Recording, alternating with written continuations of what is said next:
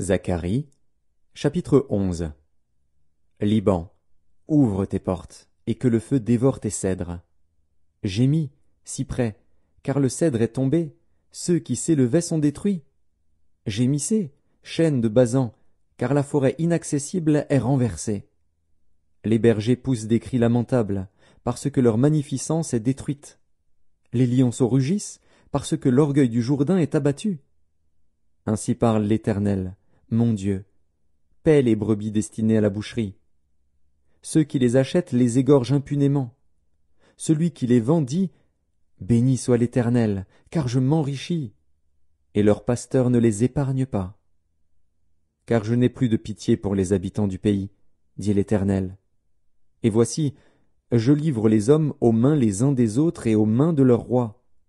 Ils ravageront le pays, et je ne délivrerai pas de leurs mains. Alors je me mis à paître les brebis destinées à la boucherie, assurément les plus misérables du troupeau. Je pris 2 houlettes, j'appelai l'une grâce, et j'appelai l'autre union, et je fis paître les brebis. J'exterminerai les 3 pasteurs en un mois. Mon âme était impatiente à leur sujet, et leur âme avait aussi pour moi du dégoût. Et je dis, je ne vous paîtrai plus. Que celle qui va mourir meure, que celle qui va périr périsse, et que celles qui restent se dévorent les unes les autres. Je pris ma houlette grâce, et je la brisai, pour rompre mon alliance que j'avais traitée avec tous les peuples.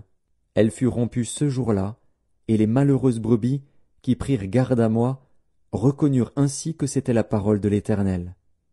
Je leur dis, si vous le trouvez bon, donnez-moi mon salaire, sinon, ne le donnez pas.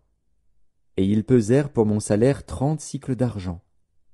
L'Éternel me dit, jette-le au potier, ce prix magnifique auquel ils m'ont estimé.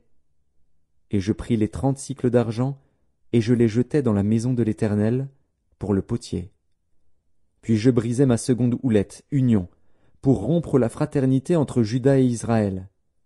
L'Éternel me dit, prends encore l'équipage d'un pasteur insensé. Car voici, je susciterai dans le pays un pasteur qui n'aura pas souci des brebis qui périssent.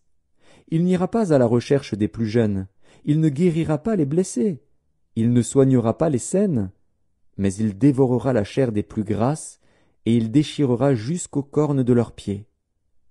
Malheur au pasteur de néant, qui abandonne ses brebis. Que l'épée fonde sur son bras et sur son œil droit. Que son bras se dessèche et que son œil droit s'éteigne.